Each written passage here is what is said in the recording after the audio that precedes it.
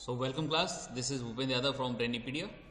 आज हम बात करेंगे अपनी सेकंड क्लास की जनरल अवेयरनेस की, जिसमें हमने बैंकिंग की बात की थी। लास्ट क्लास में हमने जो कवर किया था कि हमने देखा था कि आरबीआई कैसे डेवलप होता है। इससे पहले जो हमारी ब्रिटिश एरा में जो बैंकें थी, बैंकिंग सिस्टम कैसे इवॉल्व होता है, किस तरीके से आरबीआई इवॉल्व होता है, कारण क्या रहते हैं, ठीक है, और आरबीआई की पावर्स क्या थी, आरबीआई का स्ट्रक्चर क्या था, कौन हाईएस्ट पोजीशन पर होगा, उनकी हायरार्की क्या थी। तो इन सब चीज़ों को लेकर हमने बात की थी। हमने ये भी देखा था कि एसबीआई की फंक्शनिंग कैसे होती है, एसबीआई कैसे डेवलप हुआ, किस तरीके से ये बनता है, ब्रिटिश एरा में क्या क्या डिफ़िकल्टीज बैंक्स को फेस करनी पड़ी, ठीक है, हिल्टन यंग कमीशन के बारे में हमने देखा था। इन सब चीज़ों से गुजरते हुए हमने 1949 एक्ट, आरबीआई एक्ट देखा, ठीक है। आज हम जो बात करेंगे वो करेंगे आरबीआई फंक्शनिंग की, आरबीआई काम कैसे करता है, या आरबीआई की कुछ इंपॉर्टेंट फंक्शंस होते हैं, ठीक है, कुछ पॉलिसीज़ होती हैं, उनको देखेंगे। कुछ सेक्शंस हैं एक्ट में, वो भी एक्ट में देखेंगे। चलिए क्लास को शुरू करते हैं। क्लास में बने रहिए, बहुत कुछ जानने को मिलेगा आपको। देखिए, एक होती है monetary policy committee.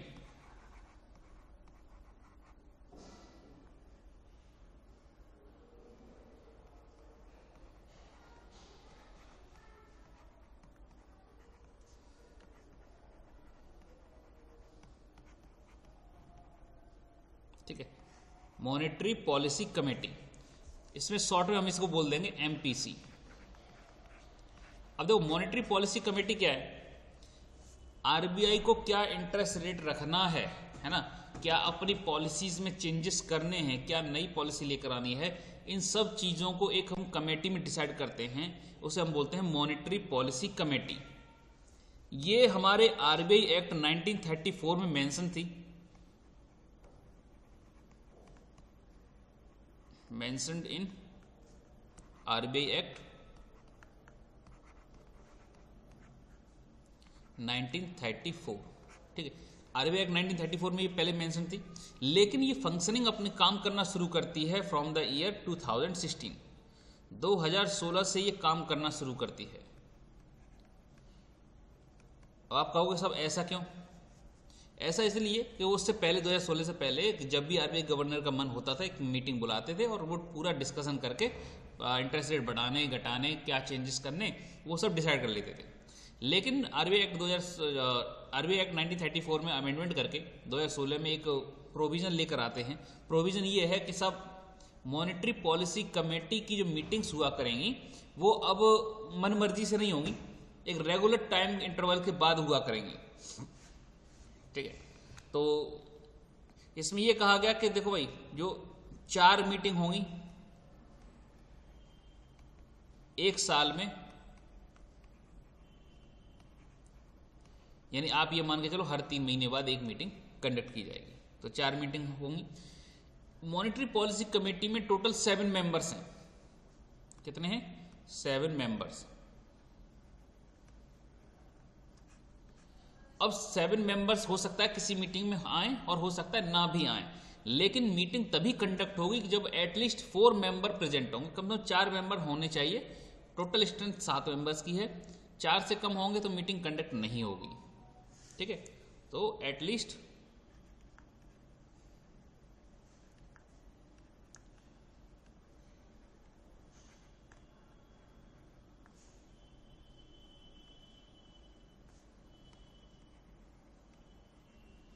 should be present,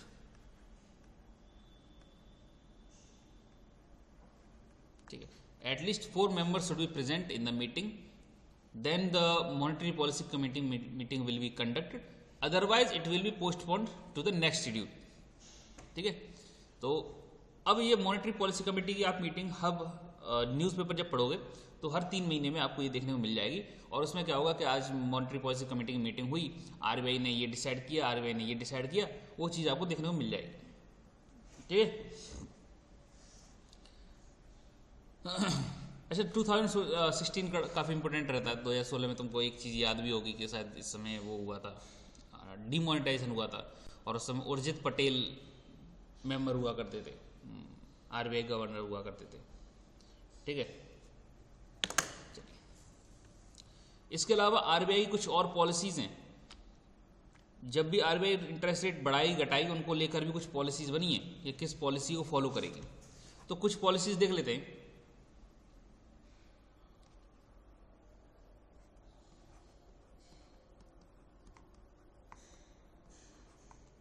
RBI, ठीक है, पहले देखो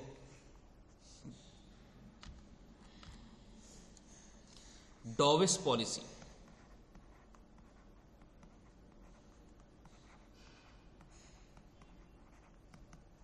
ध्यान रखना, डॉविस पॉलिसी। जब भी आरबीआई अपने इंटरेस्ट रेट को, ध्यान रखना, जब भी आरबीआई अपने इंटरेस्ट रेट को कम करने का प्रयास करेगी, कम करेगी, ठीक है, जब भी आरबीआई अपने इंटरेस्ट रेट को कम करेगी तो हम ये कहेंगे कि आरबीआई अब अपनी डॉविस पॉलिसी को फॉलो कर रही है। इसमें क्या होगा? Lowering the interest rate.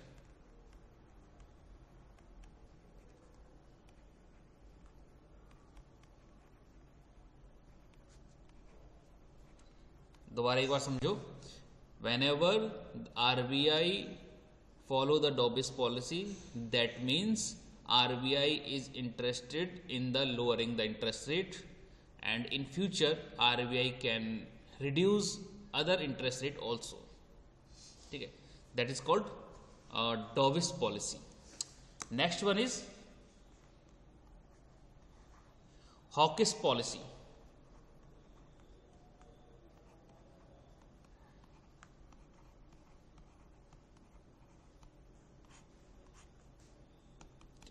So what is Hawkish policy? When RBI decide to increase interest rate, that means RBI is following Hawkish policy. जब भी RBI interest rate को बढ़ाने की बात करेगी, then we can say that RBI is following Hawkish policy.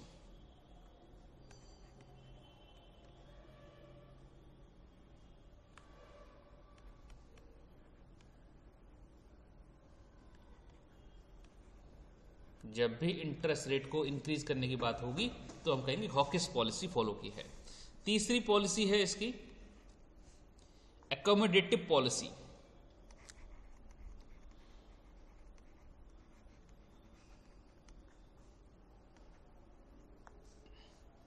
Accommodative monetary policy.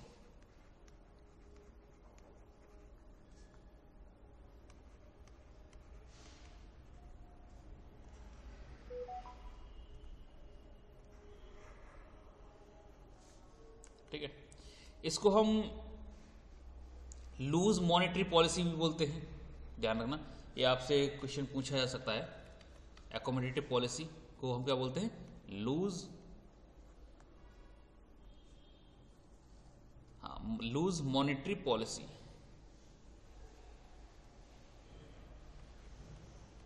Loose monetary policy. एक और नाम बोला जाता है इसको, that is easy monetary policy.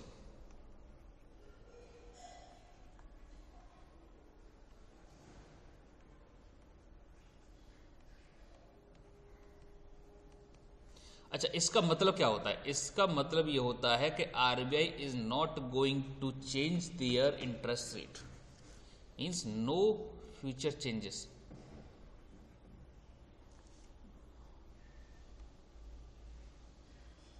No changes in interest rate.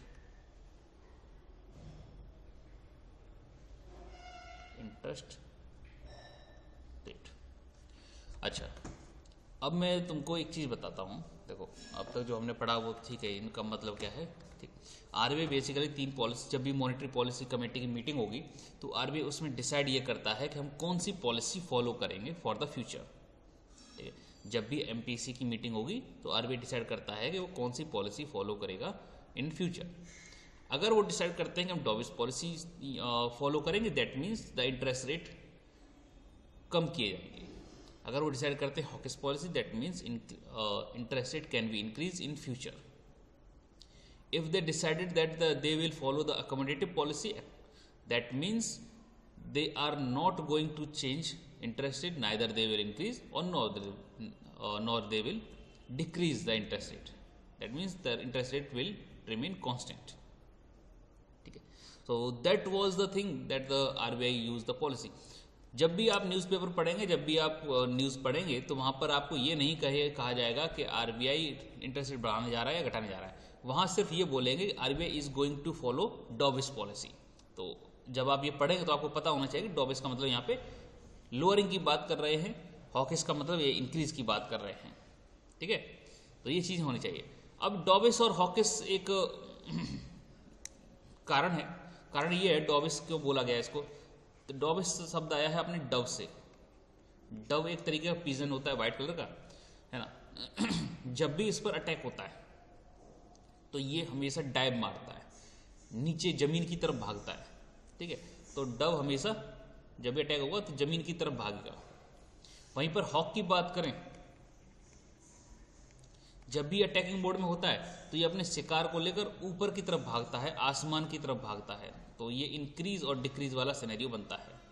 ठीक है, हॉक क्या करता है, आसमान की तरफ भागता है शिकार लेकर। ठीक है, तो ये हॉक हो गया, ये इंक्रीज करेगा। डव हो गया, ये डिक्रीज करेगा। एकोमोडेटिव अपना नॉर्मल जैसा चल रहा है वैसा ही चल दे दो। इसी तरीके से आरबीआई के कुछ और काम होते हैं। कुछ इंपॉर्टेंट कमेटीज हैं जो आरबीआई के अंडर काम करती हैं, जिनमें पहली है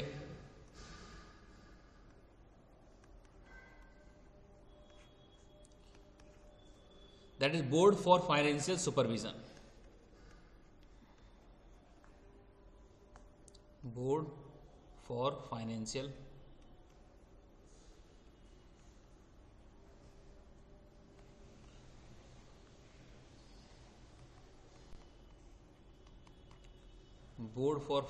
सुपरविजन।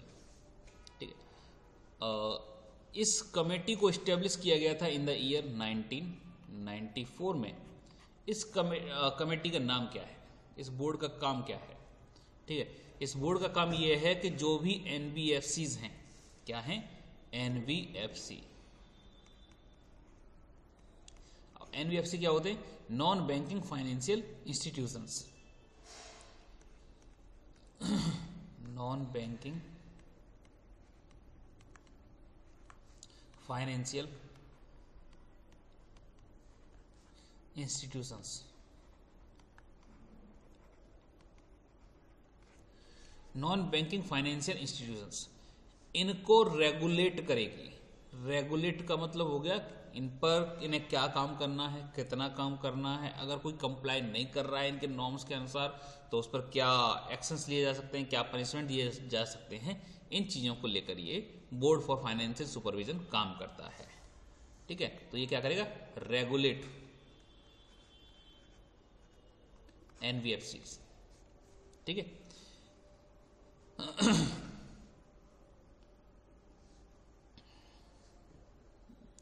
कोई दिक्कत इसमें? बोर्ड फॉर फाइनेंशियल सुपरविजन किसके काम करेगा, एनबीएफसी के लिए काम करेगा, नॉन बैंकिंग फाइनेंशियल इंस्टीट्यूशंस के लिए काम करेगा। बैंकिंग के लिए अपना आरबीआई और मॉनेटरी पॉलिसीज काम करेगी।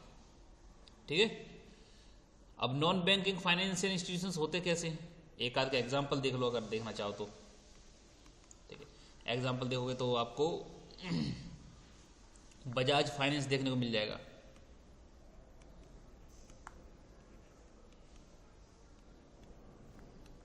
आपको मुथूट फाइनेंस देखने को मिल जाएगा।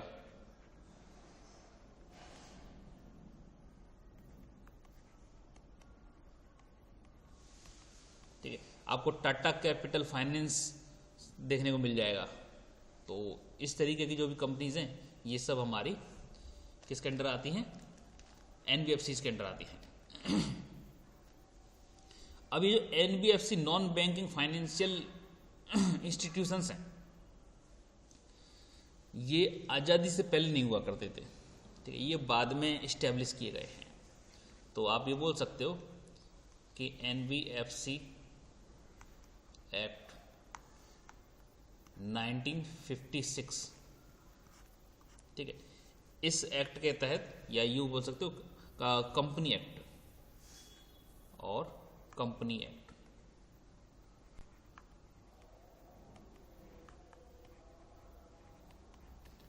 1956 एक्ट। इसके तहत एनबीएफसीज को रजिस्टर करना बताया गया कि इसके थ्रू हम रजिस्टर कर सकते हैं, ठीक है, कंपनीज के तौर पे। और ये काम कर सकती हैं, क्या काम कर सकती हैं, डिपॉजिट को छोड़कर बाकी सारे काम कर सकती हैं। क्या कर सकती हैं, आपकी कार लोन फाइनेंस कर देंगी, होम लोन फाइनेंस कर देंगी, आपकी एजुकेशन लोन फाइनेंस कर देंगी, गोल्ड लोन दे देंगी, इन्वेस्टमेंट कर देंगी, ठीक है, म्यूचुअल फंड्स चला लेंगी, आपके और भी तरीके के जो शेयर मार्केट्स में इन्वेस्टमेंट्स होते हैं वो सब ये कर लेंगी, ठीक है। इन सब का काम, ये सब काम कर लेंगी। क्या नहीं कर सकती हैं, ध्यान रखना, क्या नहीं कर सकती हैं।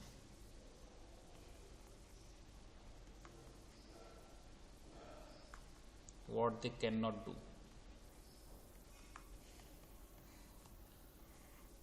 पहली चीज, कैन नॉट एक्सेप्ट डिपॉजिट्स, ठीक। Second, can not issue cheque books.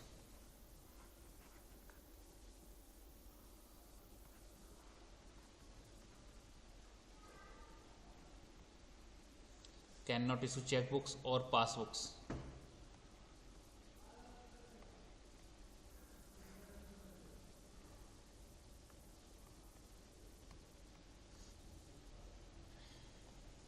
ठीक, और एटीएम्स, एटीएम कार्ड्स, ये चीजें ये नहीं कर सकती।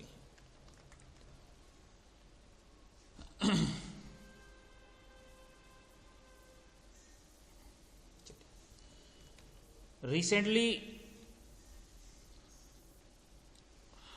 from 2022, there is a classification of NBFCs। तो सरकार ने, आरबीआई ने NBFCs का क्लासिफिकेशन किया है।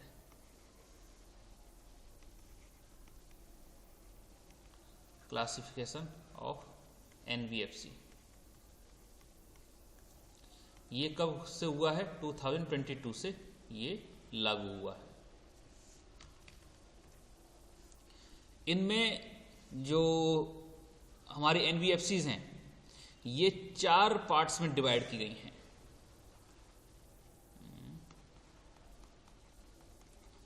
Divided into 4 parts, 4 category. पहली है हमारी बेस लेयर,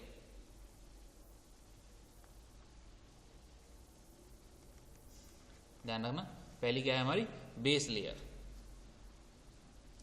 अब ये बेस लेयर क्या कहती है कि those NBFCs whose asset size is below 1000 crore will be consider as the base layer NBFCs.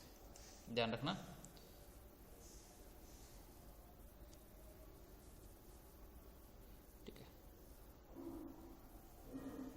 asset size below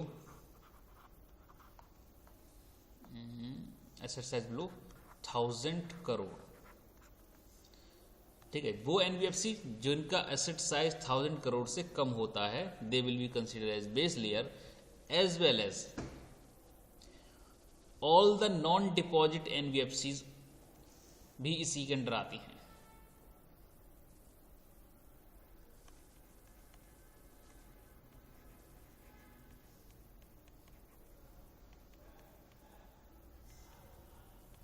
ठीक है, नेक्स्ट देख लेते हैं second, that is middle layer.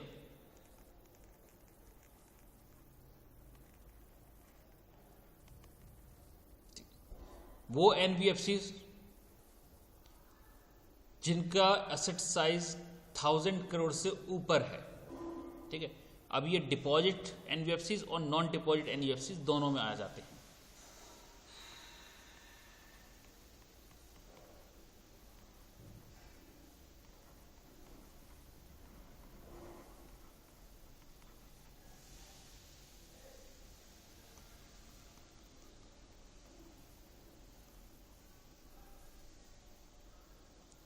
asset size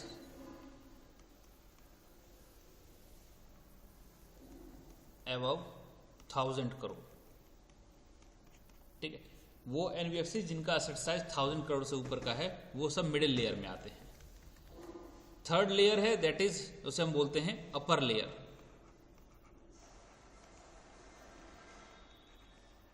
ठीक है।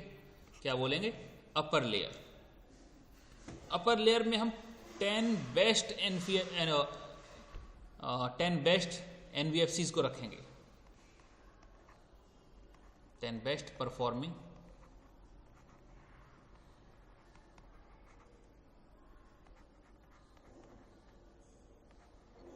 एनबीएफसीज, ठीक। फोर्थ है हमारी top layer.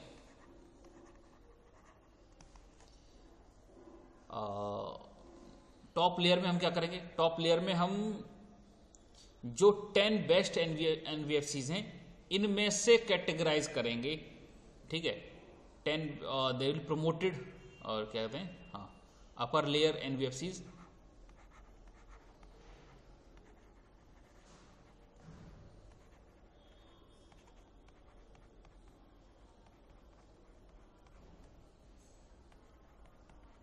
will be promoted to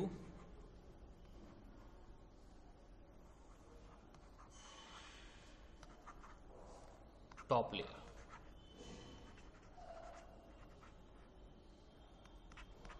ठीक है। तो अभी फिलहाल आप इतना समझो कि हमने 4 कैटेगरीज में एनबीएफसीज को डिवाइड कर रखा है। एक बार दोबारा से मान लेते हैं आज हमने क्या क्या पढ़ा। तो मॉनेटरी पॉलिसी कमेटी किस तरीके से काम करती है, क्या काम करती है, ये हमने देखा, ठीक है। इसके बाद हमने आरबीआई की पॉलिसीज देखी। आरबीआई इंटरेस्ट रेट बढ़ाने घटाने को क्या बोलता है, dovish policy, hawkish policy, accommodative policy. इसके बाद हमने देखा कि आरबीआई की कुछ कमेटीज़ हैं, जिनमें पहली कमेटी थी हमारी बोर्ड फॉर फाइनेंशियल सुपरविजन, 1994 में बनाई गई, जो कि एनबीएफसीज को रेगुलेट करता है। अभी एनबीएफसीज कंपनी एक्ट 1956 के अंतर्गत रजिस्टर होती हैं, ठीक है। क्या कर सकती हैं? ये सारे फाइनेंशियल काम कर सकती हैं सिवाय डिपॉजिट और अकाउंट ओपनिंग को छोड़कर, ठीक है। क्लासिफिकेशन ऑफ एनबीएफसीज में हमने देखा कि ये 3-4 तरीके की एनबीएफसीज होती हैं हमारे पास, ठीक है। 2022 में इसका क्लासिफिकेशन किया है। तो base layer, middle layer, upper layer और टॉप लेयर। बेस लेयर में हम उन एनबीएफसीज को रखते हैं जिनका असेट साइज 1000 करोड़ से कम होता है। मिडिल लेयर में हम उन्हें रखते हैं जिनका असेट साइज 1000 करोड़ से ज़्यादा होता है। अपर लेयर में हम 10 बेस्ट एनबीएफसीज रखते हैं और टॉप लेयर में उन्हें हम प्रमोट कर देते हैं, ठीक है।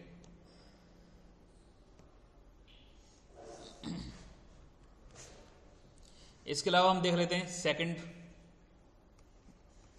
That is board for payment and settlement. Board for payment and settlement,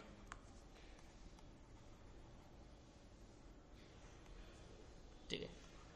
अब ये एक क्या बोर्ड बना दिया है आरबीआई ने, ये क्या काम करेगा? पेमेंट कराने का काम करेगा और सेटलमेंट कराने का काम करेगा, ठीक है। इस बोर्ड के अंतर्गत कई तरीके के हाउसेस बना दिए हैं, कई तरीके की सब कमेटीज एक तरीके कह सकते हैं, कुछ वर्किंग कमेटीज, वर्किंग फंक्शंस बना दिए गए हैं, ठीक है। Board for payment and settlement, जिनमें एक फेमस है हमारा NACH, दैट इज नेशनल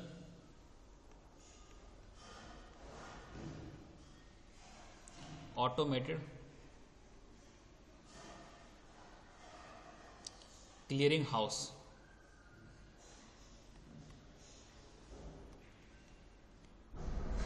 ध्यान रखना, नेशनल ऑटोमेटेड क्लियरिंग हाउस। अभी जो NACH है, ठीक है, इसका पुराना नाम था ECS। ध्यान रखना, क्या नाम था? ECS, यानी इलेक्ट्रॉनिक क्लियरिंग सर्विस।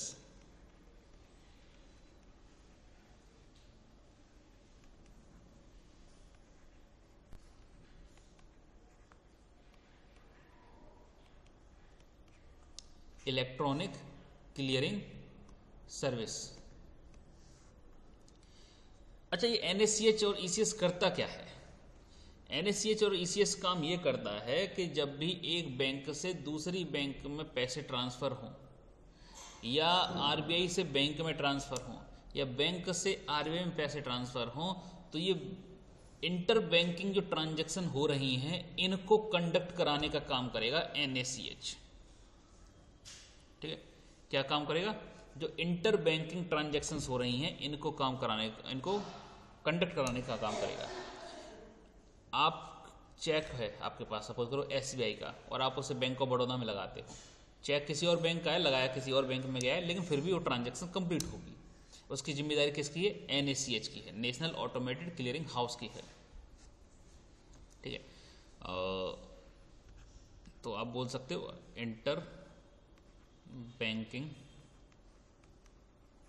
ट्रांजैक्शन। तो इंटर बैंकिंग ट्रांजैक्शंस को कराने का काम किसका है? इस ऑर्गेनाइजेशन का है, NACH। ये एक तरीके का ऑटोमेटिक इलेक्ट्रॉनिक सिस्टम है जिसमें आप चेक लगाओ तो पहले क्या होता था कि एक फिजिकली जाके एक बैंक से पूछना पड़ता था कि देखो साहब, तुम्हारा एक ग्राहक है और उसने कुछ चेक लगाया है, क्या उसके खाते में इतना पैसा है? अगर है तो ठीक, क्लियर कर देते हैं, और नहीं है तो कोई बात। अब ये चीज़ सारी ऑटोमेटिक है। ठीक, तो बैंक ऑफ बड़ौदा भी पैसे निकाल के दे देगा, हालांकि आप कस्टमर किसके हो? चेक किसका है? SBI का, तब भी बैंक ऑफ बड़ौदा पैसे दे देगा। हालांकि बैंक ऑफ बड़ौदा पैसे दे तो देगा, लेकिन बैंक ऑफ बड़ौदा को SBI फिर बाद में पेमेंट करेगा। इसे बैकग्राउंड पेमेंट बोलेंगे। ठीक है,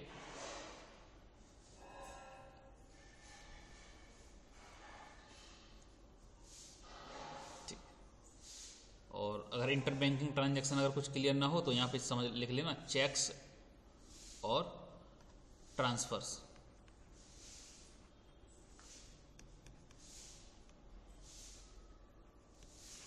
ठीक है। अच्छा, NACH को इंप्लीमेंट कौन करता है? NACH को इंप्लीमेंट कौन करता है?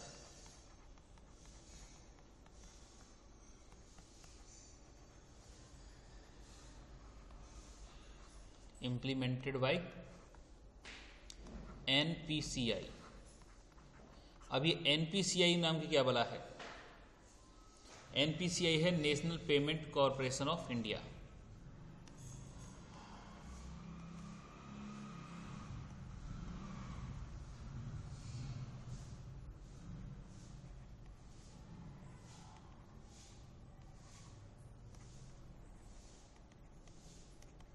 ठीक है, NPCI का क्या है? National payment corporation of India.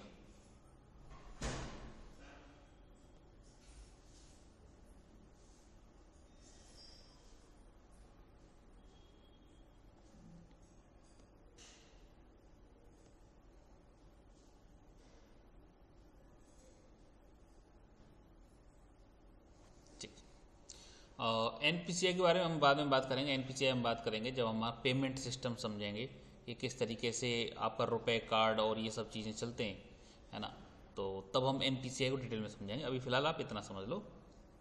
ठीक। अच्छा, कुछ एक्ट्स हैं RBI के, कुछ एक्ट हैं। RBI किन पर आधारित है, किन पर काम करता है ना? Acts which power RBI। कुछ एक्ट हैं जो RBI को पावर देते हैं, जिनमें पहला एक्ट है RBI एक्ट 1934। दूसरा है गवर्नमेंट सिक्योरिटीज एक्ट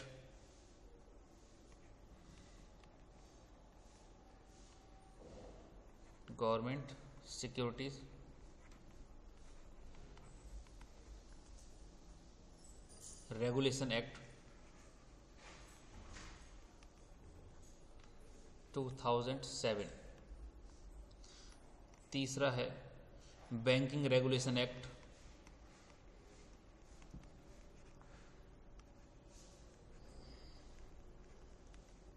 2007। 1949। चौथा है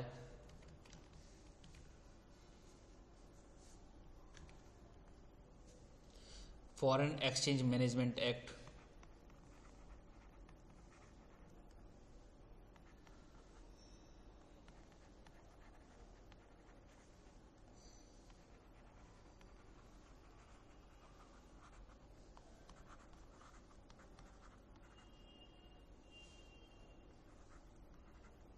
ठीक।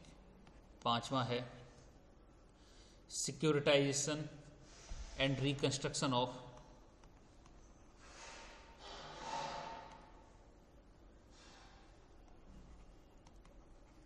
securitization and reconstruction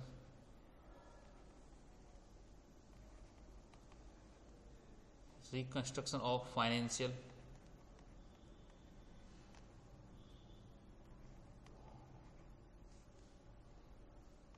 assets and enforcement of security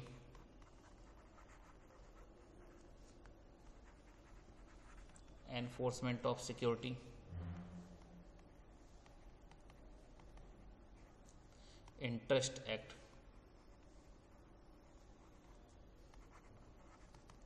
short में हम इसे क्या बोलेंगे, SARFAESI act.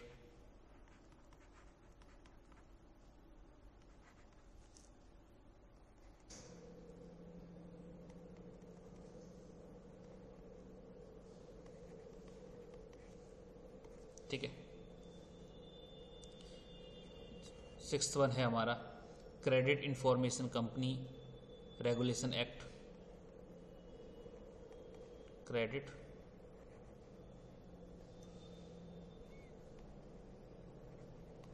Information companies regulation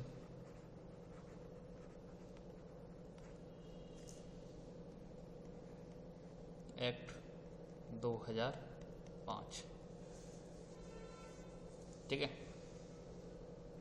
ये कुछ एक्ट्स हैं जो आरबीआई की पावर्स, आरबीआई को पावर देते हैं। ठीक है। इनको बस ऐसे ही याद रखना, कुछ खास में है नहीं। ठीक है।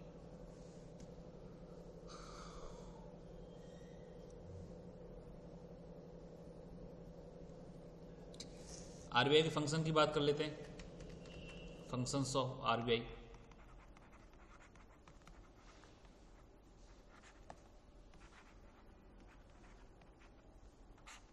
आरबीआई देखो, पहला फंक्शन मैंने आपको बताया था कि तो इनकम जो हमारा इन्फ्लेशन है उसको कंट्रोल करना है, और बैंक्स को क्या करना है क्या नहीं करना है, ये सब चीज़ें रेगुलेट करनी है आरबीआई को।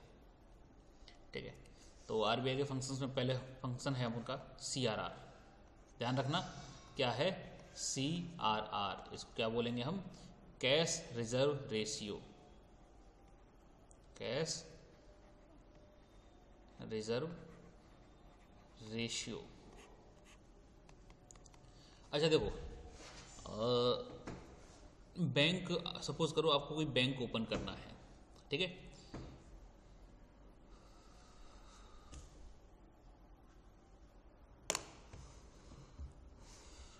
सपोज करो कि आपको कोई बैंक ओपन करना है और उस बैंक का लाइसेंस कौन देगा, आरबीआई देगा। ठीक है। उस बैंक का लाइसेंस कौन देगा, आपको आरबीआई लाइसेंस देगा। आप गए आरबीआई के पास कि सर मेरे को एक लाइसेंस चाहिए, मेरे को बैंक खोलना है। आरबीआई बोलेगा ठीक है सर तुम खोल लो, कोई दिक्कत नहीं है, लेकिन ये बताओ कि कल को तुमने बैंक खोली और जो कॉमन पीपल्स हैं, है ना, इनका पैसा उसमें डिपॉजिट होगा और तुम लेकर भाग गए तो भाई कल को तुम बैंक डुबा दो, कल लेकर पैसे सारे भाग जाओ, और बैंकिंग की सारी जिम्मेदारी सरकार ने हमको दे रखी है। तो हमारे पास ऐसा क्या है कि जिससे हम आपको कंट्रोल कर सकें? कुछ हमारे पास सिक्योरिटी है क्या? कुछ हमारे पास कंट्रोल है क्या? तो उन्होंने कहा सब क्या चाहिए आपको? मैंने कहा एक काम करो, तुम जितनी भी पैसों की बैंक खोलना चाहते हो, ठीक है, क्या करना चाहते हो, जितनी भी बड़ी बैंक खोलना चाहते हो उसका 4.5% रुपया हमारे पास डिपॉजिट कर दो कैश में। क्या कर दो?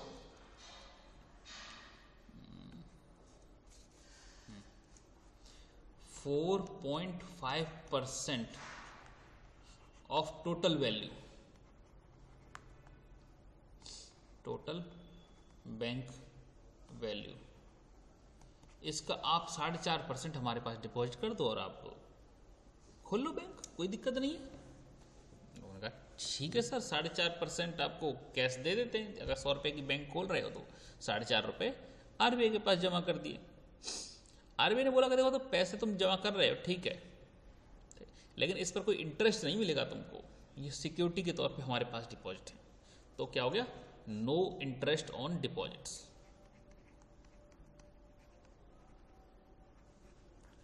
No interest on CRR।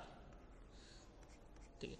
अच्छा, अब इसको रेशियो क्यों बोला गया है कि इन फ्यूचर आपने अभी 100 रुपये की बैंक खोली, इन फ्यूचर वो आपकी 1000 रुपये की बैंक हो जाए तो आपने 1000 का भी 4.5% यानी 45 रुपये हमारे पास मेंटेन करके रखना है। डे टू डे बेसिस पर हर बैंक को अपना CRR आरबीआई के पास मेंटेन करना पड़ता है। ऐसा नहीं है कि जब आपने बैंक खोली और उस समय जो पैसा जमा कर दिया बस उतना ही हो गया काम, नहीं। आपको डे टू डे बेसिस पर CRR आरबीआई के साथ मेंटेन करना पड़ता है विद 4.5% के, ठीक है, जिस पर आपको इंटरेस्ट नहीं मिलेगा। समझ में आता है? कैश, रोकड़ा पैसा, रिजर्व जमा कर दिया आरबीआई के पास, किस रेशियो में? 4.5% के रेशियो में, ठीक है। अब आपने बैंक खोल दी, फिर कुछ दिनों बाद आरबीआई को समझ में आया कि यार 4.5% का पैसा बहुत कम होता है। अब कोई मान के चलो कोई 100 रुपये की बैंक खोलता है और 4.5 रुपये मेरे पास जमा कर दिए, फिर भी उसके पास 95.5% पैसा तो है ही उसके पास, तो 95% पैसा उसी के पास है और वो लेके चला गया, तो हम 4.5% से कहाँ तक भरपाई करेंगे? बात तो सही है आरबीआई की, यार कैसे इतनी भरपाई हो जाएगी? तो क्या किया जाए? एक काम करो, सिक्योरिटी और बढ़ाई जाए। तो उन्होंने कहा ठीक है साहब बढ़ा दो। उन्होंने कहा एक काम करो 20% ले आओ सिक्योरिटी। तो बैंकों ने कहा कि साहब ये बताओ कि अगर सारा पैसा 20% एक कंसिडरेबल अमाउंट होता है, अगर वो हम आपके पास डिपॉजिट कर देंगे, then what we will do, how we can function, how we can land, how we can issue deposits, तो हम कैसे कर पाएंगे? यार ये बात भी सही है यार, बात तो कायदे की बोल रहे हो। तो क्या किया जाए? तो आरबीआई लेकर आई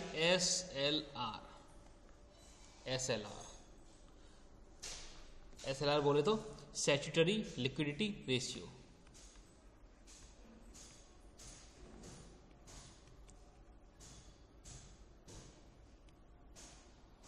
लिक्विडिटी रेशियो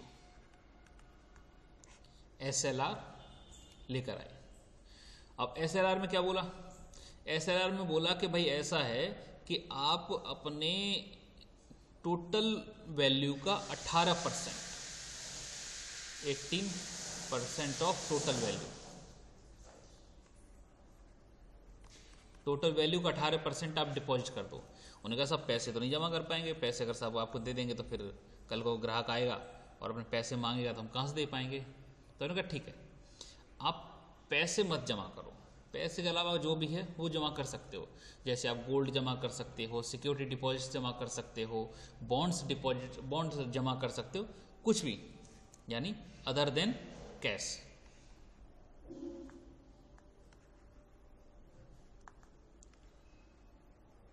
कैश को छोड़कर आप कुछ भी जमा कर दो। क्या ठीक है साहब, कर देते हैं जमा, ठीक है।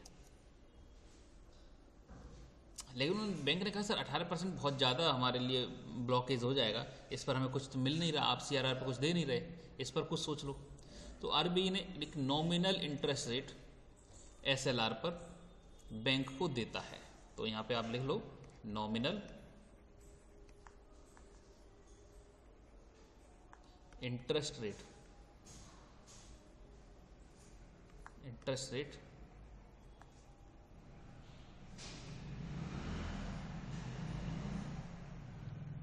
Will be given bye